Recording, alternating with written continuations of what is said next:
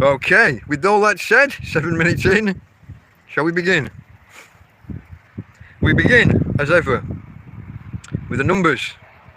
This is episode 23 of TrampCast. So we have some facts about the number 23. Tell me what you know already. The number 23 is a prime number, divisible only by itself and the number 1. Not only that, it's the first of the prime consecutive numbers.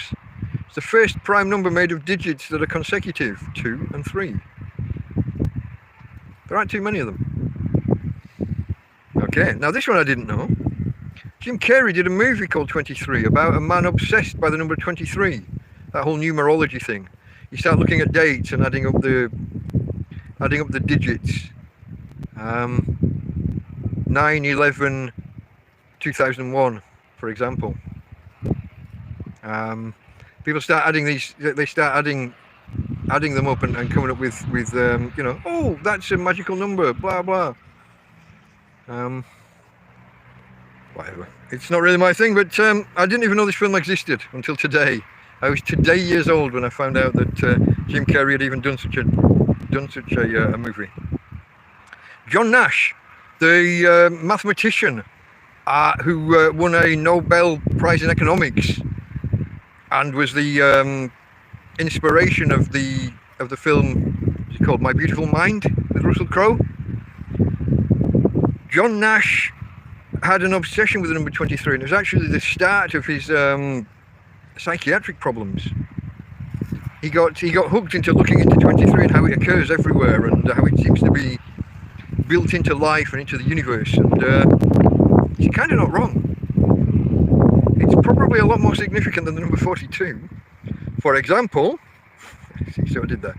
Let's do it. Let's just segue into the next one. The number 23 pairs of chromosomes in the human DNA molecule, the human DNA structure. 23 pairs. There you go. Also, no. Hey, quiet. Leave the lady alone. Sorry, folks. Is somebody walking past the tram camp? Shush. You're a good girl. Be good for. Oh, I doxed myself again. Be good for Delta Mike. Okay, folks. For anyone who didn't know, Delta Mike isn't my real name. Nobody's called Delta. Delta Mike is the NATO phonetic alphabet for DM. So there you go. Now you know.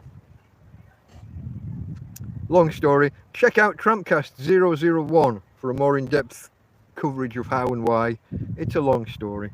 It involves getting a new phone and not being able to access old accounts and having to come up with something on the spot. Couldn't use my name, went with my initials, blah blah blah. But I answered to Mike because it was always going to happen once I chose that username on Google. Now you know. Not been hidden. It was right there in TrampCast 001 and about 20 times ever since, but surprises some people still. I doxed myself about 3 times in one TrampCast, I think 2 weeks ago, maybe 3 weeks ago. There you go. Where are we? Number 23. Sports. Michael Jordan. I think he did something with bouncing a ball on the floor and throwing it through a net. Netball? I'm not sure. It's all a little bit whoopsie. That'll set the Americans off. Michael Jordan, the netball player. Okay. Now here's one I didn't know. I'd never heard this before. I kind of studied, well, I'm an atheist, okay? But I studied the Bible a little bit because know your enemy. But did you know this one? Tina, did you know this one? Adam and Eve are said to have had 23 daughters. No idea. I thought there was Cain, Abel, and one more. Seti, one of them. I thought it was just the 3 lads. 23 daughters, apparently. Who knew? I don't think that's gospel. I don't think it's written concrete in the finalised version of the Bible. If you don't know, there was lots of texts that were put forward to be part of the Bible, and the priesthood had a meeting in 300 and some AD to decide which parts were going to be canonical, which parts were going to be official, and which parts are discarded is not the word. I can't think of the right word right off the top of my head. But there are all of these other Gospels that are like not sanctioned, not authorised, not approved. But scholars apparently say 23 daughters. You be the judge. I'm not telling you what to think. I'm just putting the information out there. Psalm 23. See, we've got some biblical stuff. This is where it's been baked into the universe, guys. If you're a believer that the Bible's got anything to do with the big guy in the sky, no, not the spaghetti monster. That's me and my kind. The Pastafarians, as they call them. They believe in a big spaghetti monster in the sky. Pastafarians. Where do I get this shit? Half of you are probably sat there wondering what the hell I'm gibbering about. But Psalm 23. The Lord is my shepherd. I can't tell you which one. There's something about laying down in green pastures, and rod and staff they'll shield me. It's a bit windy on the mic. Yeah, I was just asking that. Yeah, thanks for telling me, James. Let me know. Is it bad or is it too bad? I will try and accommodate you folks. Very noisy, okay. Okay, let's do this. We'll move. Bear with me, folks. Hopefully it's a teddy bear that's with me. But I'm going to move around the other side of the table. I've got to bring my notes, but not just my notes. I've got something more important than the notes.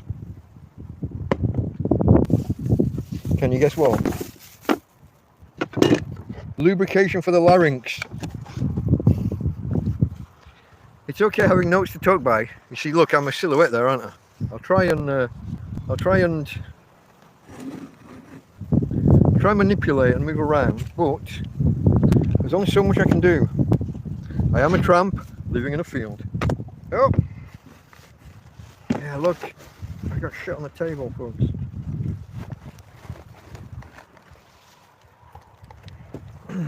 I don't know. Tell me if I'm a silhouette. It doesn't look great on my camera. It doesn't look great on my screen even. How are we for wind? How are we for view? Let me bring up the... Very noisy. Okay, it was noisy. How is it now though, guys? Better, yeah? Do I look okay? Or am I flaring in and out? It's okay. Okay. We have adjusted.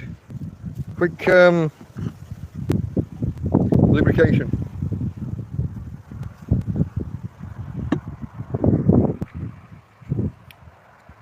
I know I offend some people with drinking. Tough. I'm what's called a grown-up. I can make my own decisions, and that includes alcohol where it feels appropriate to me. Not to you, to me. Okay. Where were we? The Lord is my shepherd, I shall not want. I lay down in green pastures. Thy rod and thy staff will comfort me, shield me, whatever that is. Don't remember all the words.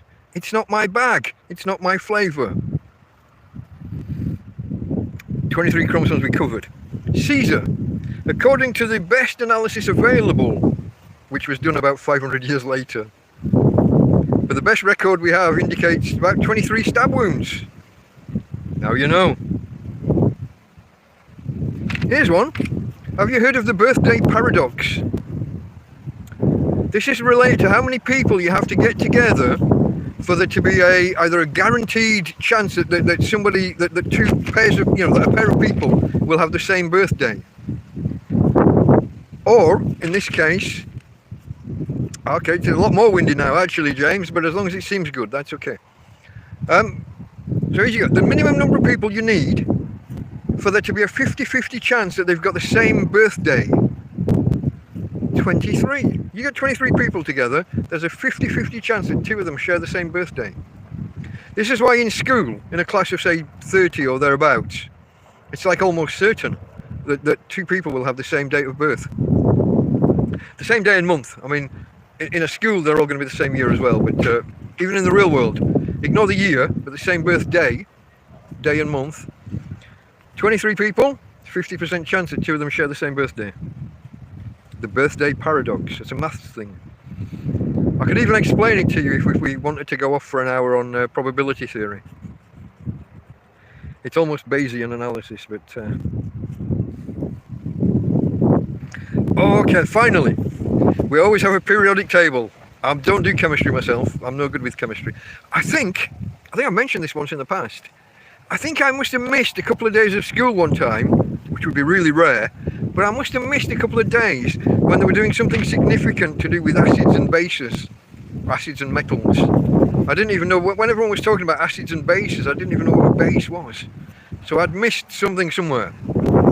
Either been off, absent through illness, or not paying attention, joking in the back of class. Could you believe that? What? Not paying attention in class? Doesn't sound like me. I'm a sponge for knowledge. If there's knowledge to be had, I'll have you. I did play around a bit in school. So I missed something somewhere. Chemistry just left me really quickly. I early on, maybe in the 3rd year, when I should have been motoring with it, I was lost. I missed the critical step that everybody else got. And I assume, because I know how clever I am, I assume I must have been absent that day. It's like you guys. When you weren't at school when they did the X and the Y times table, so when someone asked you about 5X and 6Y, you got no idea. You missed that day when they did the X times table and the Y times table. Okay, 23 on the periodic table. Vanadium. Never heard of it. How are we for sound, folks? The wind's really in my face right now. I don't know if you're even hearing me. But vanadium, its main use is as an additive in steel. All alloys that include vanadium, most, are particularly strong and hard wearing. This means that they're very tough. They're used for armour plating, and also in things with a lot of movement that would accrue a lot of wear over time. Pistons. So where one metal rod is inserted within a metal tube and moves up and down rapidly. Pistons within an engine, and also crankshafts. Anything involving moving parts. Okay, windy, but you can hear me. If it gets too bad, guys, I can go inside the tent. Oh shit! Sorry. I'm trying to keep it PG without the swear words, but I got blasted in the face. So anyway, vanadium, steel, alloys, crankshaft, moving parts, things that rub and move and that need to be hard wearing. There you go, folks. That was the number 23, because this is episode 23 of TrampCast. Join me on Sundays for TrampCast. It's the weekly look at the successes, the failures, the happenings in my life as a tramp, a homeless guy, a hobo, living in Torrevieja in Spain. It's at 5 o'clock Spanish time, Central European time. It's at 4 p.m. GMT, UK time. And 10 a.m. US Central time. Love to see you there, folks. Okay. Delta Mike, out.